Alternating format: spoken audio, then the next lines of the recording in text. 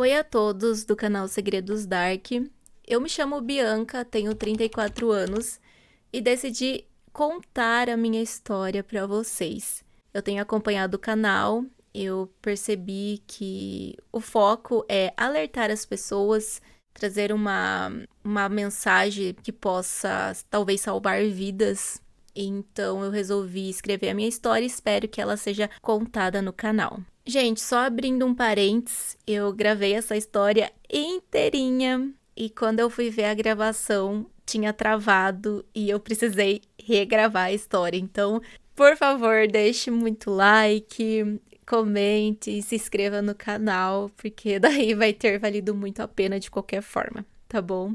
Obrigada pelo apoio, gente, de todos vocês. Então, eu vou começar contando a minha história. A minha história começa muito antes dos relacionamentos que mudaram completamente a minha vida.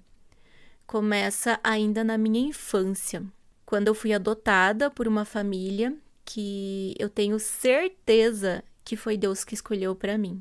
Diferente de muitas histórias tristes que nós ouvimos por aí de adoção, eu posso dizer que eu fui muito privilegiada.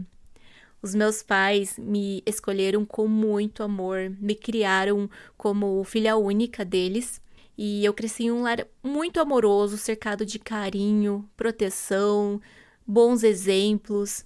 E houve uma época em que eu senti curiosidade, sim, sobre a minha origem, porque os meus pais adotivos nunca esconderam de mim que eu era adotada.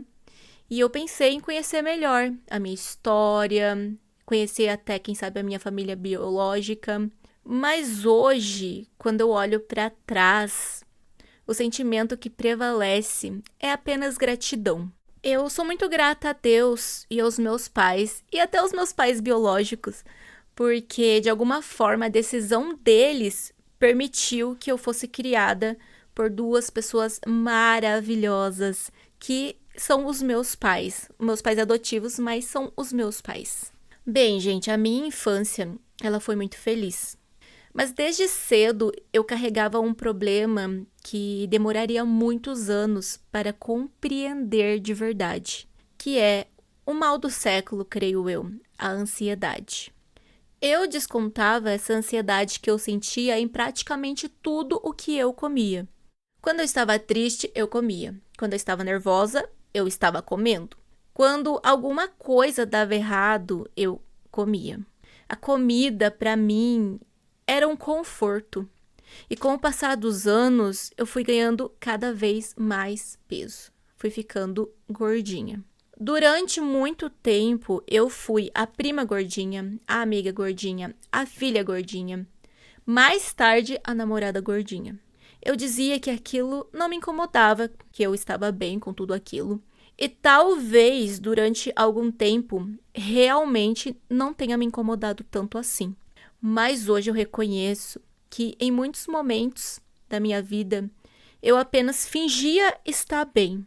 Mas na verdade, lá no fundo, no meu interior, eu não estava. Bem, eu comecei a namorar, eu considero muito cedo. Hoje em dia eu acho que não é tão cedo assim mais. Mas eu comecei a namorar com 15 anos de idade. Foi aquele típico namoro da adolescência que a gente vai crescendo junto com a pessoa. Então, aos 17 anos, eu perdi também a minha virgindade com esse meu namorado. E nós ficamos juntos durante 5 anos, aproximadamente. E apesar do término, nós conseguimos preservar uma amizade que existe entre nós até hoje. Isso é muito legal. Eu gosto, assim, de ter permanecido e de ter sido bom enquanto durou. E hoje ainda a gente tem uma amizade. Então, só estou contando para vocês sobre esse namoro, porque faz parte da minha vida, mas não é o foco da minha história de hoje, tá, gente? Pois bem, depois daquele relacionamento, eu fiquei alguns meses sozinha. Eu nunca fui uma pessoa de ficar com várias pessoas. Eu sempre gostei de relacionamento sério, de construir alguma coisa com alguém, de ter uma história. E até porque eu estava tentando também um dia me casar, né, e ser feliz com o meu namorado e futuro marido. Por isso, não demorou muito para que eu começasse um outro namoro. Esse segundo relacionamento, ele durou cerca de 4 anos e meio, aproximadamente. E esse, gente, terminou da pior maneira possível. para minha autoestima, porque eu fui traída. Esse homem desse relacionamento, ele me traiu. Até aquele momento, apesar dos problemas com o meu corpo, eu era uma pessoa relativamente segura e uma pessoa feliz. Eu me considerava uma pessoa feliz. Mas ser traída mexeu profundamente comigo. Eu comecei a olhar para o meu próprio corpo como se ele fosse a explicação de tudo isso que estava acontecendo de ruim comigo, da traição.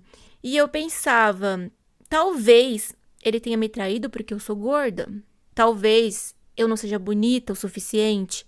Talvez ninguém vai me amar de verdade. Será que nos meus próximos relacionamentos não vão me trair de novo? Não vai acontecer isso ou algo pior? E a ironia é que quanto pior eu me sentia, mais eu comia. E quanto mais eu comia, mais peso eu ganhava. Era um ciclo que eu não conseguia interromper. Depois desse término, desse meu segundo namorado, eu comecei a sair com um rapaz chamado Maurício. No começo, eu não sabia que ele tinha namorada. E quando eu descobri, imediatamente eu decidi terminar qualquer tipo de envolvimento com ele. Eu liguei para ele e disse que eu não continuaria aquela relação porque eu não concordava em me envolver com alguém que era comprometido. Não tinha cabimento. Eu achei muita safadeza da parte dele. Ou seja, ele estava enganando a nós duas. E quando eu liguei para ele, conversei com ele, falei que estava tudo terminado, eu imaginava que ele ia ficar irritado. Talvez ele tentasse se justificar, igual as pessoas eles sempre costumam fazer. Mas não estava preparada para o que aconteceu de fato. Maurício, ele começou a me atacar. Ele disse que eu era gorda, pasmem, ele disse isso, que eu era gorda, ridícula. E falou outras coisas com o único objetivo de me humilhar. Eu acho que ele se sentiu humilhado, pressionado, não sei, pelo término e começou a me humilhar. Era como se, por eu ter rejeitado continuar naquela situação que ele me colocou, ele precisasse destruir alguma coisa dentro de mim, sabe? E ele conseguiu.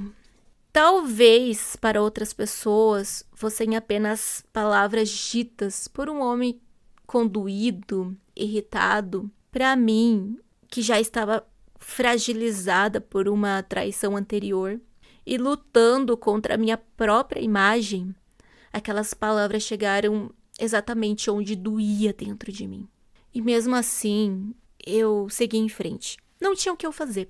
Eu tinha que seguir em frente. Algum tempo depois, eu terminei a faculdade e tomei uma grande decisão na minha vida. Eu fui morar em Florianópolis. Naquela época, eu realmente acreditava que uma mudança de cidade faria desaparecer tudo aquilo que estava me machucando. Achava que as minhas frustrações ficariam para trás. Eu ia esquecer tudo. Inclusive, eu tinha uma amiga que sofreu muito com o relacionamento e ela decidiu mudar de cidade. E nessa cidade nova, ela encontrou um novo amor, ela se casou, está vivendo muito bem, está feliz. E eu pensei em fazer a mesma coisa. Eu falei, vou fazer igual a minha amiga, porque isso vai acontecer comigo também. Eu vou esquecer de tudo e vou ficar feliz. Quem sabe eu posso até encontrar o grande amor da minha vida em uma outra cidade. Mas, gente, eu aprendi uma coisa. Quando o problema está dentro da gente, ele viaja junto com a gente. Tem problemas e problemas. Esse meu problema era interno, era um complexo que eu tinha. Então, o problema viajou junto comigo. Você pode mudar de cidade, de estado, até mesmo de país. Pode trocar os móveis, o endereço, as pessoas ao seu redor. Mas aquilo que você não resolveu dentro de você, continua em você. Ainda assim, a mudança foi muito importante para mim.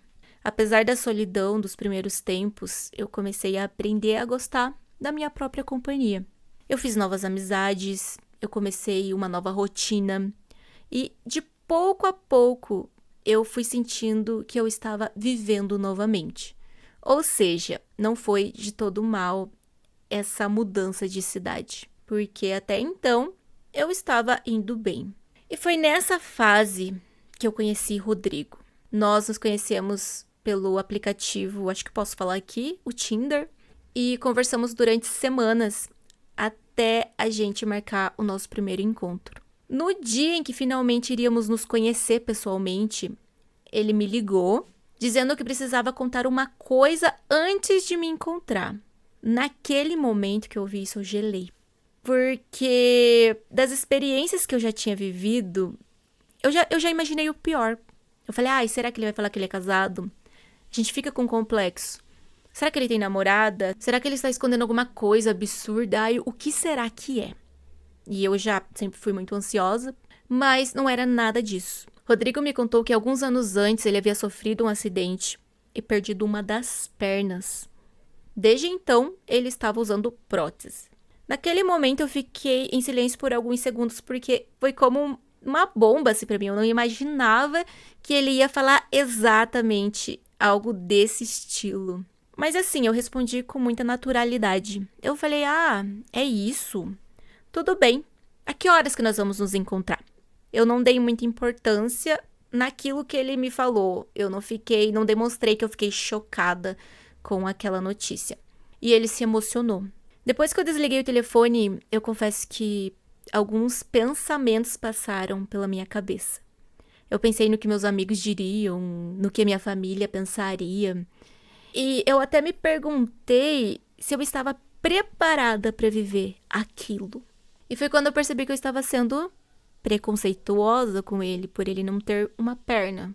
Eu que sabia perfeitamente como era ser julgada pela aparência, eu estava preocupada com o julgamento das pessoas sobre a deficiência de alguém que eu nem sequer tinha conhecido ainda pessoalmente. Então, eu decidi ir ao encontro.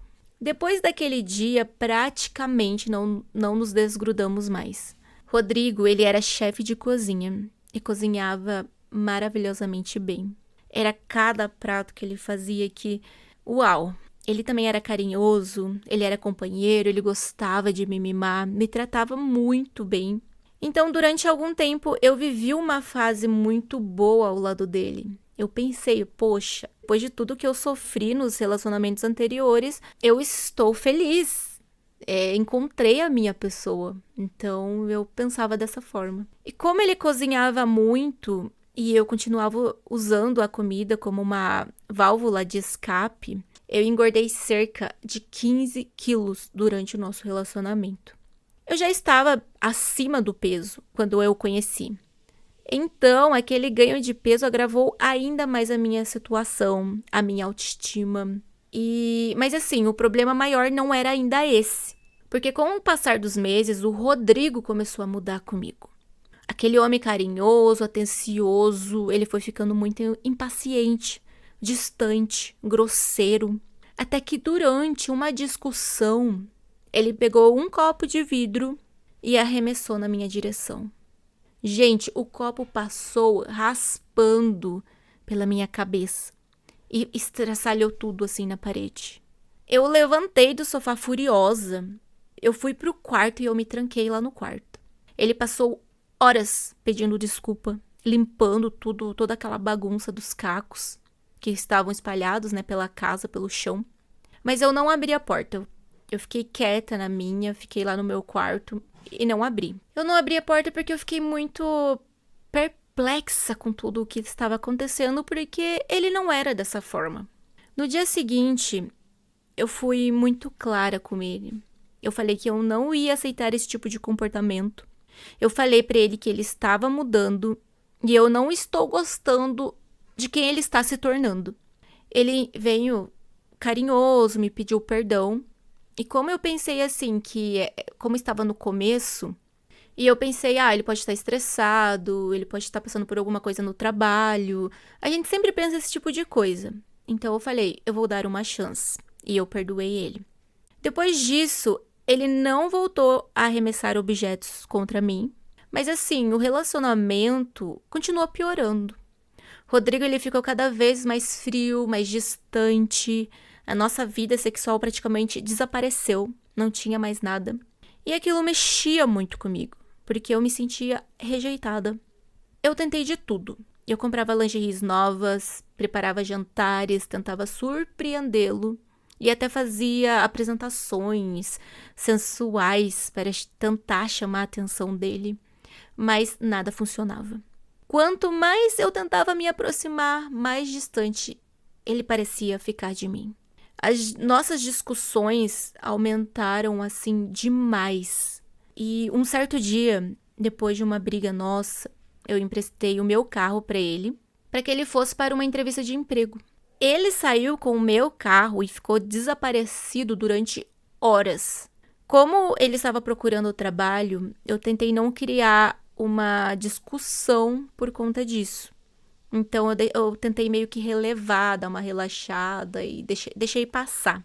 Quando ele voltou para casa, o clima entre nós continuava péssimo, péssimo. E beleza, passou. No dia seguinte, eu tinha uma reunião bem importante de trabalho e apesar das nossas brigas, eu tentei aliviar a situação. E daí eu convidei ele depois pra gente almoçar, depois desse meu compromisso. E ele concordou e disse que ele me esperaria pra gente almoçar. Eu terminei a minha reunião e eu comecei a ligar pra ele pra gente, marcar o nosso encontro onde que ele estava.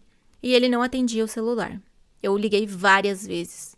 E as horas foram passando e quando finalmente apareceu, ele começou a agir como se nada tivesse acontecido. Ok. Pouco tempo depois, aconteceu algo muito estranho, muito mais estranho que isso. Eu acordei e eu percebi que Rodrigo não estava na cama. Eu achei até impressionante porque eu tenho sono muito leve. E eu achei estranho porque eu não vi quando ele se levantou. Porque qualquer coisinha pra mim, qualquer barulho, eu já meio que desperto. Mas dessa vez eu não vi. E eu fui procurar ele pela cozinha, procurei lá pelos cômodos da casa e nada. Eu liguei pra ele, ele não atendeu. Eu tomei meu café normal, trabalhei.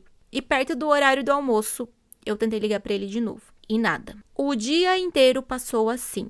Até que por volta das 5 horas da tarde, eu liguei mais uma vez. E dessa vez, atenderam. Mas quem atendeu foi a voz de uma mulher. O meu coração, naquele momento, a gente não sabe nem o que pensar. Meu coração disparou, eu já perguntei, quem que tá falando? E ela respondeu, a namorada do Rodrigo. Naquele momento, gente, o meu mundo caiu, desabou. Eu desliguei o telefone e eu comecei a agir quase no automático. Eu arrumei todas as coisas do Rodrigo em malas e sacos de lixo. E depois eu chamei o chaveiro e mandei trocar a fechadura da minha porta. Gente, só abrindo um parênteses, a melhor coisa que vocês fazem. Brigou com alguém, viu que tá algo perigoso ali, já troca a fechadura, porque isso pode salvar a vida, tá bom? Então, eu já troquei a fechadura, porque eu pensei, não sei como que ele vai voltar, Como que vai ser, então já vou trocar aqui para manter a minha segurança. E foi isso que eu fiz e indico também quem passar por uma situação parecida com essa também fazer. Pois bem, em seguida, depois que eu arrumei todas as malas, sacos de lixo com as roupas, os pertences dele, eu liguei pro irmão dele. E eu falei, venha buscar as coisas do seu irmão urgente, urgente. Eu joguei tudo no corredor do prédio. Eu fiz isso. Eu juntei tudo, joguei tudo no corredor, não queria saber. Pelo meu tom de voz, o irmão dele percebeu que a situação era muito séria e ele veio bem rápido. Ele pegou as coisas e foi embora. Eu estava devastada. O nosso namoro tinha durado apenas 9 meses.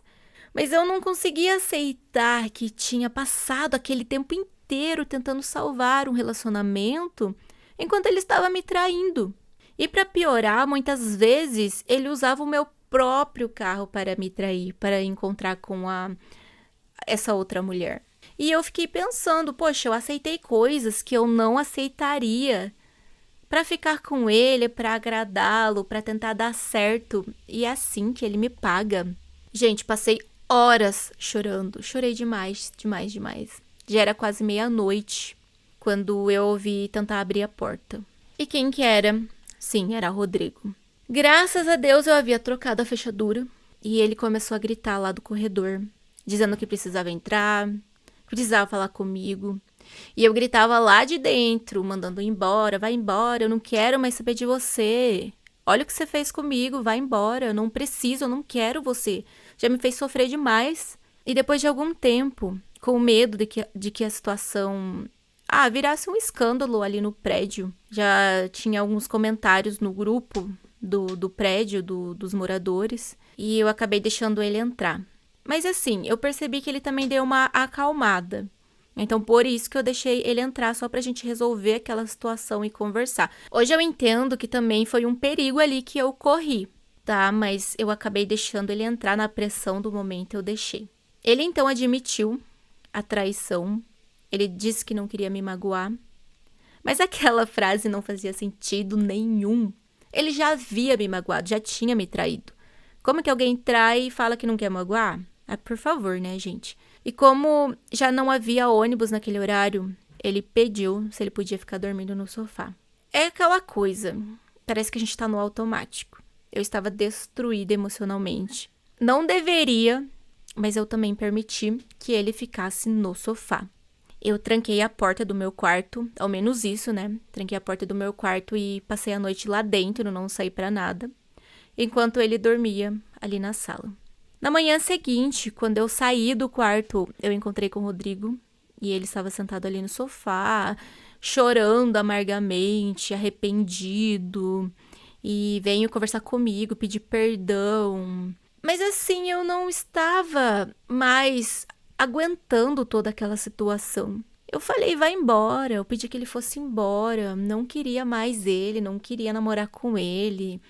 Aquele tempo que eu passei chorando amargamente, depois que eu descobri a traição, eu refleti muito, sabe? Eu falei, eu não quero passar por isso de novo, vai embora, eu não quero. E ele foi. Uma semana depois, uma amiga minha me enviou um print do Facebook dele. Ou seja, Rodrigo já aparecia oficialmente em um relacionamento sério com uma outra mulher. Provavelmente essa que atendeu o telefone. Bem, foi a última confirmação que eu precisava. Eu decidi que nunca mais eu queria ouvir falar do Rodrigo. Nunca mais, nada sobre ele. E depois daquele término, eu tentei reconstruir a minha vida novamente. Eu voltei a cuidar da alimentação, que eu estava precisando. Eu comecei a emagrecer, eu procurei retomar as minhas amizades, que eu havia deixado de lado por conta dele. E enfim, até então eu estava conseguindo me recuperar desse baque, desse relacionamento. Algum tempo depois, eu fui ao casamento de uma prima minha lá em Minas Gerais. Eu estava particularmente feliz naquela viagem porque eu tinha perdido cerca de 14 quilos. Gente, 14 quilos é bastante coisa, não é pouca coisa. E depois de tanto sofrimento com o meu corpo, eu particularmente, eu estava muito feliz naquela viagem. Porque eu tinha perdido cerca de 14 quilos. O que eu considero que não é pouca coisa. Depois de tanto sofrimento com o meu corpo, finalmente eu estava recuperando parte da minha autoestima. No dia seguinte do casamento, a família inteira foi almoçar em um clube lá da cidade. Eu estava conversando tranquilamente quando uma tia, que era a mãe da noiva, me puxou pelo braço. Sem qualquer delicadeza, gente, delicadeza nenhuma, ela perguntou assim: "Você não vai criar vergonha na cara e emagrecer, não?" Gente, aquilo acabou comigo. Eu fiquei sem reação, eu fiquei perplexa, eu não sabia o que responder. Ela é dessas pessoas que não leva desaforo pra casa, sabe? Esse tipo que fala as coisas na cara, e fala é o que é. Enfim, e ela falou isso pra mim, o que acabou comigo. Poxa, eu havia perdido 14 quilos. Eu estava me esforçando diariamente, já tinha recuperado a minha autoestima. E bastaram alguns segundos para que todo esse orgulho que eu estava sentindo por mim mesma se transformasse novamente em uma vergonha. Eu comecei a chorar muito. E eu respondi que ela não tinha o direito de falar daquela maneira comigo. A minha mãe, ela percebeu que estava acontecendo alguma coisa e ela tentou me defender. E a situação virou uma grande discussão na família. Ou seja, era para ser um momento feliz ali do casamento, né? Um dia após o casamento. Era para ser um momento de comunhão. E foi tudo, estragou tudo por conta de um comentário mal pensado por parte da minha tia. Essa minha tia, então, ela acabou pedindo desculpas. Disse que não sabia que eu estava fazendo dieta, que eu estava emagrecendo. Mas assim, pra mim, isso não mudava nada. Mesmo que eu não tivesse perdido um único quilo, ela não tinha o direito de me humilhar assim como ela me humilhou. E depois desse episódio, nós ficamos 4 anos sem nos falar. E eu, emocionalmente destruída, eu acabei recuperando todo o peso que eu tinha perdido. Ou seja, por conta de um comentário maldoso, que a pessoa não sabe se controlar, praticamente deu mais uma estragada ali na minha vida, porque eu recuperei o peso. Eu não consegui, pelo que eu percebo agora, né, eu não consegui lidar muito bem com essa situação. O tempo ele passou, e foi então que eu conheci o Leandro, através do Facebook. O Leandro, ele era irmão de uma conhecida minha, e por isso que eu acabei sentindo uma certa segurança em conversar com ele. Nós conversamos por algum tempo e nós marcamos o nosso primeiro encontro em um shopping. A conexão com o Leandro foi imediata. Eu achei ele lindo, eu achei ele charmoso, divertido. Ele tinha um sorriso bonito. E como conhecia a irmã dele, eu imaginei que eu tinha referência suficiente sobre a família dele, sobre o caráter dele. Então, no começo, Leandro parecia ser para mim o encaixe perfeito. Até que eu descobri que ele usava coisas ilícitas. Eu sempre não sei se eu posso falar esses nomes aqui no YouTube, mas ele usava maconha. Aquilo, gente, era um problema para mim. Eu fui criada dentro da igreja. Eu frequento a igreja até hoje. E eu cresci em uma família com princípios muito claros sobre esse tipo de coisas ilícitas, né? Sobre drogas. E eu conversei com ele e eu disse assim, eu não quero namorar uma pessoa que usa drogas. E ele, conversando comigo, prometeu que ele ia parar de usar. No começo, realmente, ele diminuiu o consumo. Eu acredito que durante algum período ali, ele tenha parado completamente de usar. Mas foi justamente nessa fase que eu comecei a conhecer o outro lado dele. Em pouco mais de um mês de relacionamento, eu já estava sendo anulada. Leandro, ele começou a me afastar das minhas amigas. Por exemplo, quando havia eventos da pós-graduação que eu fazia, ele criava problemas para que eu não fosse. Passou a me buscar e a me levar para as aulas. E aos poucos eu fui percebendo que eu praticamente não dirigia mais. Ele queria saber dos meus horários, onde eu estava, com quem que eu estava. Ele queria saber de tudo, queria controlar os meus passos. No começo, algumas atitudes dele pareciam cuidado, né? Eu sempre penso, ele está cuidando de mim, ele está querendo me proteger. Mas depois eu percebi que era mesmo controle, ele estava querendo me controlar. E certo dia, eu fiz o almoço, eu preparei o arroz, o bife, a salada, fiz um almoço ali pra gente. E eu gosto de comer a minha salada com um pouquinho de azeite de oliva e colocar um salzinho. Mas assim, eu coloco um pouquinho de azeite mesmo. E quando eu fui colocar o azeite na salada nesse dia, Leandro, do nada, perdeu completamente a cabeça. Ele começou a gritar que era por aquilo que eu estava daquele tamanho. Que eu estava enorme de gorda porque eu colocava azeite demais na minha comida. Gente, naquele momento, alguma coisa assim explodiu dentro de mim. Eu não aguentei. Depois de tantos anos sendo humilhada por causa do meu peso, eu não aguentei. Eu peguei meu prato, eu joguei ele no chão, eu gritei com ele. Falei um monte de coisa pra ele. Eu fui pro meu quarto e eu me tranquei. Passei horas chorando. Ele ficou lá do lado de fora, me pedindo desculpas. Ele preparou uma outra comida e levou lá pra eu poder comer, batendo na porta, tentou conversar. E eu fiquei chorando, eu não queria saber, eu já estava cansada, estava muito estressada, cheia de tudo. Aí passou algumas horas, eu dei uma acalmada. E eu pensei, eu vou ter que sair desse quarto, né? E eu saí do quarto, ele pediu perdão, pediu desculpa, blá, blá, blá, blá. E eu dei uma chance pra ele e eu perdoei. Com o tempo, eu comecei a perceber um certo padrão. Quando o Leandro, ele fumava as coisas lá ilícitas, ele ficava tranquilo. E Quando ele tentava parar, ele tornava-se extremamente irritado, agressivo. Provavelmente por conta que ele estava sentindo falta das coisas ilícitas. Abstinência, né?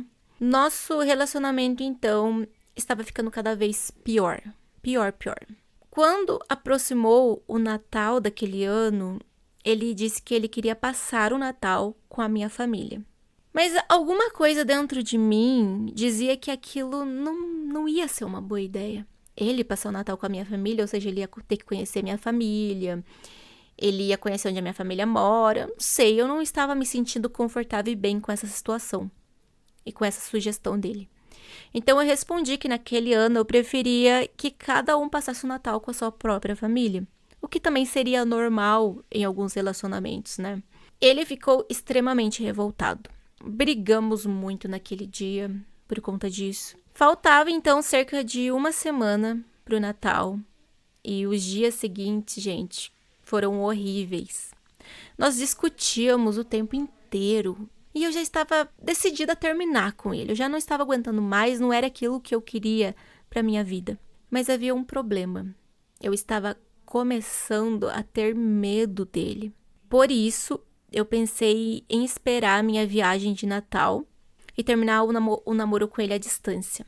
Quando estivesse segura, na casa dos meus pais, mais tranquila, né? Uma semana mais tranquila.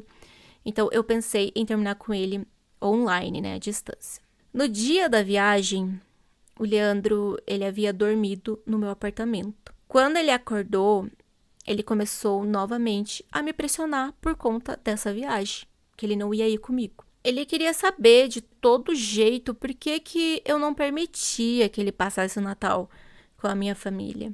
Ele queria saber se eu estava com vergonha dele, se... Enfim, ele queria saber por qual motivo que eu falei que não era para ele ir comigo. Por quê? Ele queria saber, ele não estava entendendo. E eu tentei conversar com ele, né? Explicar que não era isso, que faz tempo que eu não via minha família, que eu precisava de um momento com eles e que ele também tinha que ver a família dele, seria legal.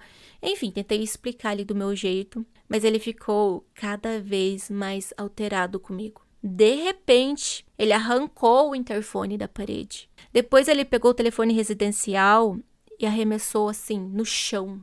Em seguida, ele tomou o meu celular que estava em cima ali da bancadinha, e ele guardou no bolso. Naquele momento, eu senti um gelo assim na minha espinha.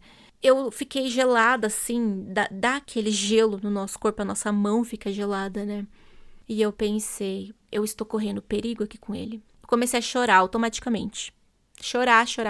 O Leandro, ele trancou a porta do apartamento e ele escondeu a chave. E quando eu tentei passar por ele pra, sei lá, ver como que eu podia sair, ele me empurrou contra uma estante onde eu guardava minhas roupas. Ele me empurrou com tudo ali. Eu caí sobre a estante e quando eu consegui me levantar, ele me deu um baita soco no rosto.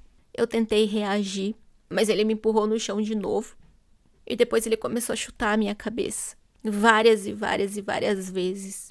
Eu só conseguia levantar os braços assim para me proteger, ter forças para me proteger, para ele não bater, não chutar muito o meu rosto.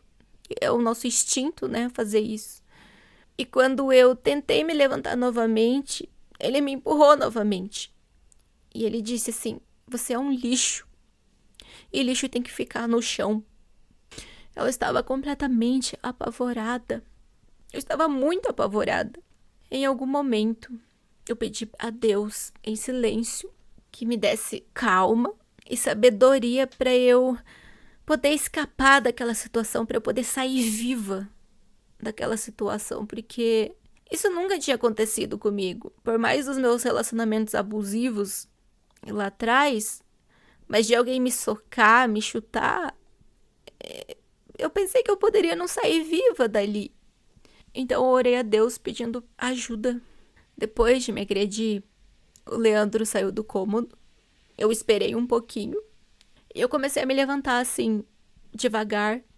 Porque a gente perde o sentido. Parece que a gente fica atordoado. Eu me senti muito atordoada. Eu sentei em uma poltrona que tinha ali. E eu comecei a orar. Eu não conseguia olhar ao meu redor, parece que eu ficava só com a cabeça abaixo, porque eu não queria encarar, vai que eu visse ele, eu não queria ver nada. Eu só me fechei assim, encolhida na poltrona e eu comecei a orar. Eu não sei quanto tempo que eu fiquei ali. Pra mim pareceu que eu fiquei muito tempo, pareceu que foi uma eternidade. E eu vi que ele apareceu novamente na porta e ele perguntou assim, tipo assim, com coisa que nada tinha acontecido. Ele falou: "Você não tinha horário no salão hoje?" Eu tinha marcado de fato pra fazer as unhas, depilação, antes de eu ir lá viajar pra casa dos meus pais. E eu respondi que eu não iria. E ele disse: "Você vai sim." Gente, o meu rosto estava machucado, estava vermelho, inchado, roxo já, começando a ficar mais roxinho. A minha cabeça doía demais. Eu estava com zumbido forte no ouvido, especialmente do lado direito, onde eu havia recebido vários chutes dele. Mas, mesmo assim, eu acabei indo pro salão. Eu não sei, eu estava meio com medo. Eu não sei o que estava acontecendo. Eu resolvi ir. No momento eu pensei pra ele não encher mais as minhas paciências, pra ele não ficar irritado comigo. Ele querer me bater de novo. Então, eu acabei indo. O Leandro havia dito que caso eu me comportasse, ele devolveria meu celular para que eu pudesse falar com a minha família antes da viagem. Naquele momento, eu não conseguia raciocinar bem, como eu falei para vocês. Eu estava apenas tentando sobreviver e sair de perto dele sem provocar outra explosão nele. Lá no salão, eu passei todo o atendimento chorando. Quando alguém perguntava se eu estava bem, eu dizia que eu estava bem. Eu não falava o motivo pelo qual eu estava chorando. Eu até achei incrível, pensando agora, que elas me vendo como roxo, um roxinho, que dava pra ver, por mais que eu tinha passado uma maquiagemzinha pra dar uma disfarçada, dava pra ver, sabe? Elas perguntaram se eu estava bem, mas ninguém tentou puxar algum assunto, se eu estava sofrendo alguma violência doméstica. Enfim, quando eu saí do salão, eu entrei no carro, ele já estava lá me esperando e eu pedi meu celular pra ele. Ele respondeu que meu celular estava dentro da minha bolsa desde o momento em que havíamos saído do apartamento. Ou seja, ele enfiou lá sem eu ver. Eu fui lá, peguei o aparelho, eu vi várias ligações dos meus pais. Eles estavam muito preocupados comigo. Eu liguei pra eles, então, ali no carro, eu inventei uma desculpa, porque eu não podia nem falar a verdade, porque ele estava ali do meu lado, né? Vai que se irritasse comigo. Jamais que eu poderia falar a verdade ali no carro. E de certa forma também parece que eu não conseguia contar a verdade. Sabe, a gente não quer preocupar os nossos pais, então a gente vai inventando também as coisas. Tanto que meus pais não sabiam de nada que tinha acontecido comigo nesses relacionamentos anteriores, né? A minha mãe nunca interferiu nos meus relacionamentos. Ela sempre respeitou as minhas escolhas. Só que desde que eu comecei a namorar com o Leandro, ela estava agindo bem diferente do que ela costumava agir. Durante os 3 meses em que eu fiquei com o Leandro, a minha mãe praticamente me ligava todos os dias. E é de fato, gente, a nossa mãe parece que tem aquele instinto materno que consegue sentir as coisas, por mais que eu não falava as coisas para ela. E eu creio também que Deus avisa as nossas mães de alguma forma. Tanto que a minha mãe, em uma certa ocasião, ela me contou que ela havia sonhado durante vários dias seguidos que o Leandro, ele me esfaqueava. Ou seja, ele estava acabando com a minha vida. E minha mãe sonhou vários dias consecutivos. E eu fiquei assim, ai meu Deus, eu fiquei abismada quando ela me contou isso. E naquela sexta-feira, enquanto eu olhava o meu rosto todo machucado no espelho, era impossível não me lembrar do sonho da minha mãe. Eu comecei a chorar, gente, lembrando do sonho dela e lembrando que ele poderia, de fato, ter feito isso comigo ou ainda fazer isso comigo. Então, eu tentei me controlar. A gente voltou pro apartamento, eu sentei no sofá e ele foi pro quarto. Porque o clima entre a gente estava péssimo. Não sei nem que ele queria ficar ali no apartamento comigo. Bem, já era cerca de 5 horas da tarde e o meu ônibus partiria às 8 da noite. E depois de algum tempo, no quarto, ele saiu e ele me perguntou: "Você quer que eu vá embora?" O meu coração naquele momento quase explodiu de alívio. Eu respondi, eu quero. Quero. E ele pediu que eu abrisse o portão da garagem para ele poder tirar o carro. Eu desci o mais rápido possível para abrir esse portão.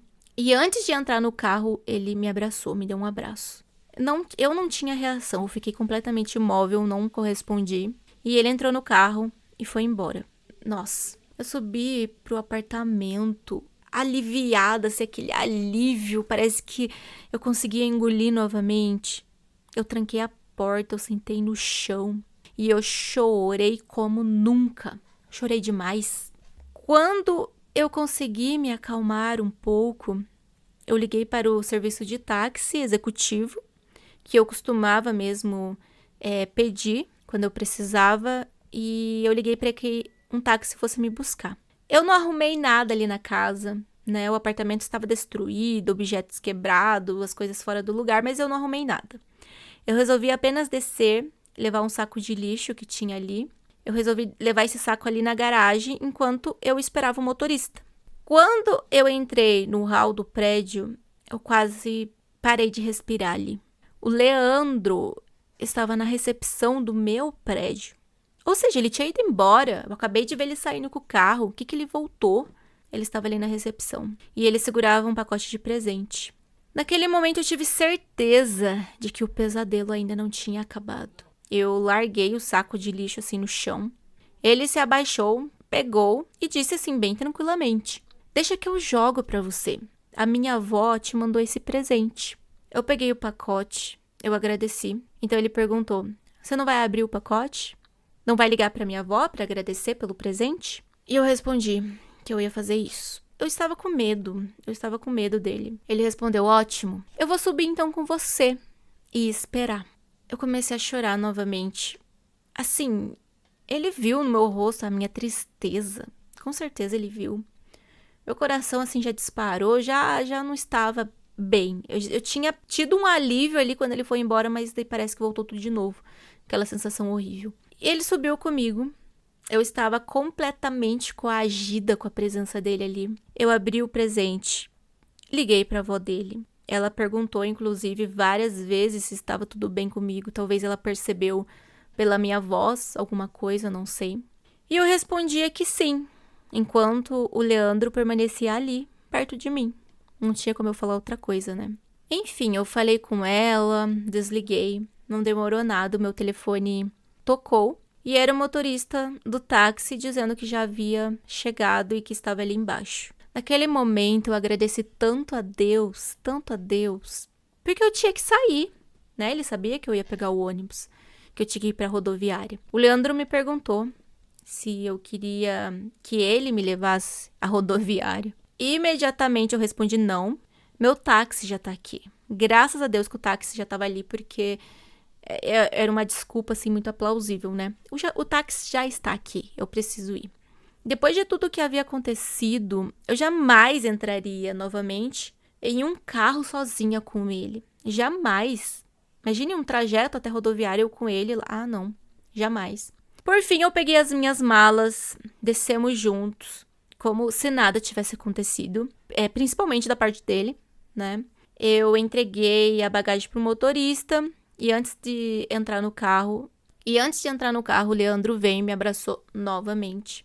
Pedi desculpa, disse que talvez eu nunca perdoaria ele, mas ele queria se desculpar. Mais uma vez, gente, eu fiquei imóvel. Não tinha o que fazer, eu não tinha aquela força para abraçar ele, depois de tudo que tinha acontecido. Eu só esperei então que ele me soltasse, eu entrei no carro e quando o carro começou a andar, eu desabei novamente. Eu cheguei na rodoviária, ainda faltava 1 hora para o horário da viagem. Mas para piorar a situação, o ônibus atrasou. Então eu passei cerca de 2 horas esperando o embarque no ônibus. Foram as 2 horas aí mais longas da minha vida, pode ter certeza. Quando finalmente eu entrei no ônibus, eu liguei para minha mãe e eu despejei nela assim, comecei a contar tudo o que tinha acontecido. Eu precisava também preparar a minha mãe para quando ela me visse, porque o meu rosto estava roxo. Eu tinha um grande inchaço na lateral da cabeça e também vários machucados pelo corpo, por conta do chute, daquela agressão toda. A viagem durava cerca de 12 horas. É bastante coisa. E eu chorei, gente, durante quase todo o percurso dessa viagem. Com certeza, sem dúvida nenhuma, foi a pior viagem da minha vida. A sensação horrível de estar naquele ônibus, o trajeto, o caminho, o que eu senti, é algo que eu não gosto de lembrar, porque foi horrível pra mim. Na primeira parada do ônibus, eu fui tomada por uma paranoia tão grande que eu caminhei pelo ônibus conferindo os passageiros, com medo de que o Leandro tivesse embarcado escondido. Eu fiquei tão, assim, com medo. Cresceu essa paranoia, assim, na minha cabeça que eu tive que conferir. Foi nesse nível que eu fiquei. Eu passei aproximadamente um mês na casa dos meus pais. Depois eu decidi voltar para Florianópolis e comemorar o meu aniversário com alguns amigos e alguns familiares que eu tinha ali na cidade.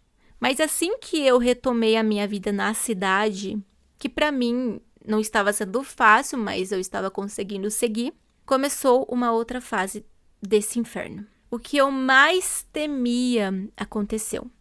O Leandro, ele passou a me perseguir. Ele ia no meu prédio e ele tentava convencer o porteiro para deixar ele entrar no meu apartamento. Ele mandava enormes buquês de flores. Eu jogava tudo no lixo, eu nem lia cartão, não lia nada. Nem cheirava as flores, para mim, chegou já, enfiava no lixo. E eu passei meses praticamente sem sair de casa por conta dessa perseguição da parte dele. Não atendia telefone de número desconhecido. Eu só falava mesmo com os meus pais, com os meus amigos mais próximos, que eu já tinha um número salvo. E eu parei até de frequentar as aulas da pós-graduação, porque eu tinha medo dele fazer alguma coisa comigo.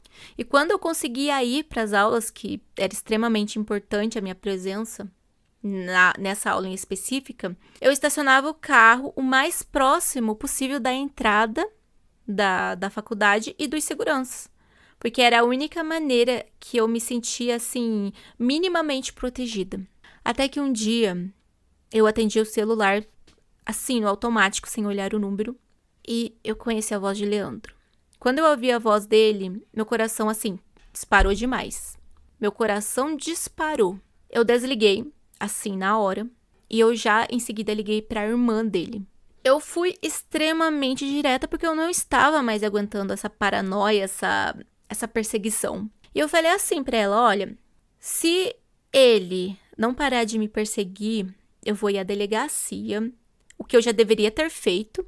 Eu vou registrar um boletim de ocorrência e tomar todas as medidas necessárias para que ele venha a ser preso, que alguma coisa venha acontecer, porque eu não vou mais ficar nessa situação. Enfim, eu falei várias coisas pra ela, eu dei uma boa de uma ameaçada, porque eu não estava aguentando mais. Ela provavelmente falou com ele, passou o recado pra ele, porque depois disso, ele nunca mais falei com ele, ele nunca mais me procurou. Graças a Deus. Já deveria ter feito isso até antes, né? Mas ainda bem que deu certo. Tudo isso aconteceu há alguns anos atrás, essa história com o Leandro. Depois do Leandro, eu fiquei muito tempo sozinha. Eu demorei cerca de 2 anos mais ou menos, até conseguir sequer me permitir ter algum envolvimento novamente com uma outra pessoa. E mesmo depois disso, qualquer comportamento que me lembrasse, assim, controle, agressividade, manipulação, me fazia recuar imediatamente. Hoje eu confesso que eu sinto sim falta de ter alguém, mas eu também me tornei uma pessoa muito mais seletiva. Talvez até exigente demais em alguns momentos, em alguns aspectos.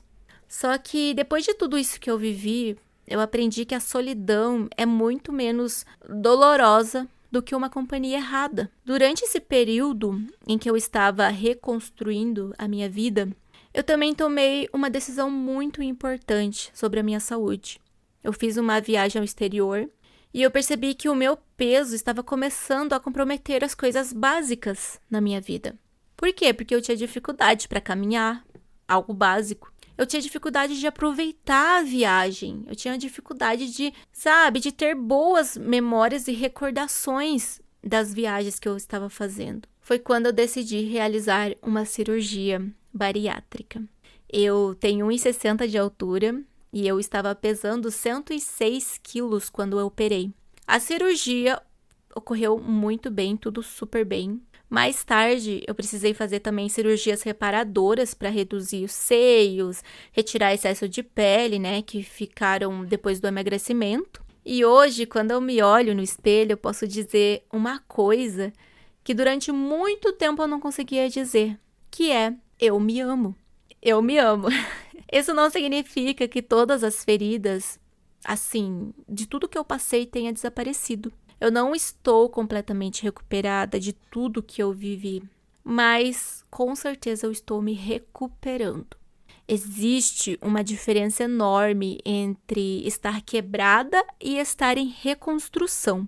Hoje, eu sei que eu estou sim em reconstrução. Eu estou dando o meu máximo, estou fazendo de tudo para ter uma vida melhor. Claro que alguns traumas do passado pode ser que a gente nunca vai esquecer completamente, porque nós vivemos aquilo. Mas o que importa é o que a gente vai fazer de agora em diante. E eu estou em reconstrução, estou seguindo. Inclusive, alguns fantasmas do passado ainda aparecem pelo caminho. Depois de alguns anos sozinha, por exemplo, eu encontrei o Rodrigo, por acaso mesmo, no mercado. Não falei nada, não dei oi, não tinha nem por que eu falar com ele. Eu fiz minhas compras e fui embora. Quando eu cheguei no carro, no estacionamento, eu encontrei um bilhete e um brownie deixado assim em cima do para-brisa. Eu retirei aquilo dali e fui para casa. Pouco depois, um tempinho depois, o telefone tocou. E quem que era? Era Rodrigo. Uma coisa importante, gente, mudem o número de telefone. A gente vai aprendendo, né? As lições ao longo do caminho. Ele perguntou se eu tinha comido brownie. E naquele instante, toda aquela raiva, tristeza daquela época meio que voltaram, sabe? Um sentimento bem ruim. E eu gritei no telefone com ele. Eu falei: ai, para de ficar ligando pra mim, me esquece. Falei bem firme com ele, pedindo pra ele nunca mais me ligar. Pois bem, em uma outra ocasião, o Maurício, aquele que eu contei, acho que lá em primeiro, o homem que anos antes me humilhou, depois que eu descobri que ele tinha namorada, daí eu me afastei, terminei com ele. Ele também reapareceu várias vezes ao longo desses anos. E o mais absurdo é que hoje ele é casado, tem filha, sabe? Nas redes sociais publica declarações de amor para a esposa e ao mesmo tempo ele continua tentando se aproximar das mulheres, inclusive de mim, o que eu nunca permiti, claro. Só que eu fico pensando e com muita pena e dó da mulher da esposa que está com ele.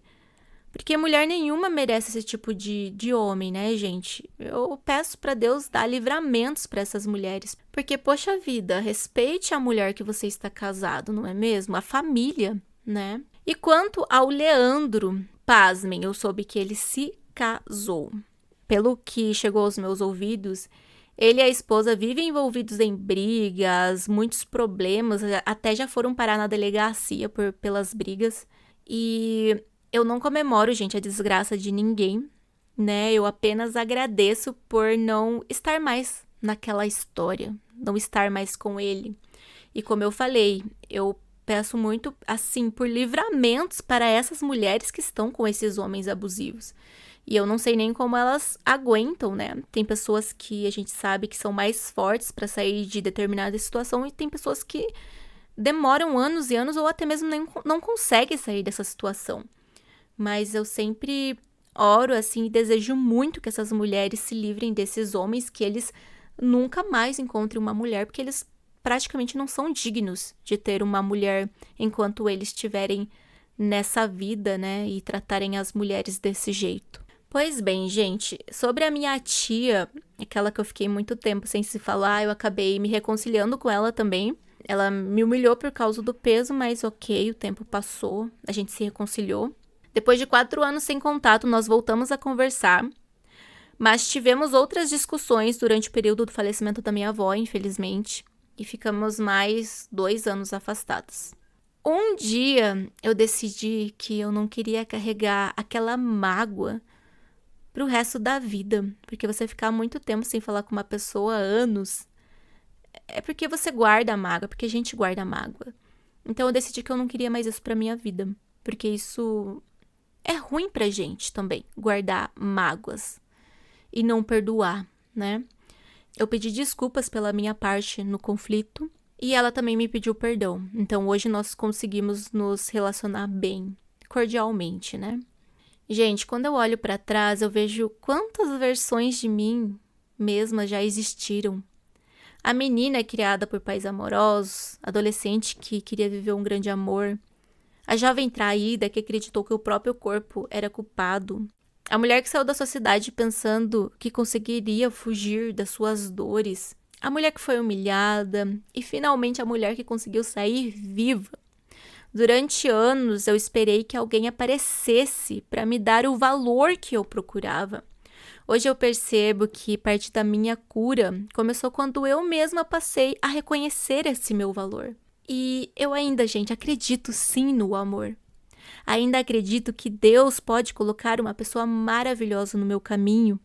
Alguém capaz de me respeitar e caminhar ao meu lado, me proteger, me amar. Mas hoje, isso não é mais uma condição para que eu possa ser feliz, sabe? Depois de tudo que eu vivi, que eu contei pra vocês, eu aprendi que um relacionamento não pode exigir que eu abandone as minhas amigas, por exemplo. A minha liberdade, os meus princípios, a minha voz e muito menos a minha segurança. Eu aprendi que ciúmes exagerado, excessivo, não é prova de amor. Controle não é cuidado. Humilhação não é sinceridade.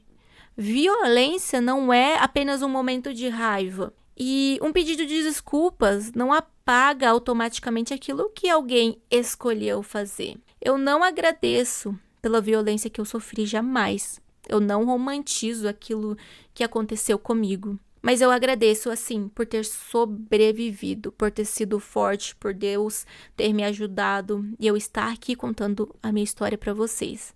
Eu agradeço demais porque hoje eu consigo olhar para minha história e entender que eu ainda estou aqui. Uma coisa que eu tenho aprendido também ao longo do tempo é cuidar muito da minha vida espiritual, do meu relacionamento com Deus. Porque eu percebi que quanto mais próxima de Deus eu ficava e cuidava mais do meu relacionamento com Deus, da minha vida espiritual, as coisas começaram a se encaixar para mim, começaram a mudar. Por isso que eu sei e sinto que eu vou encontrar alguém especial.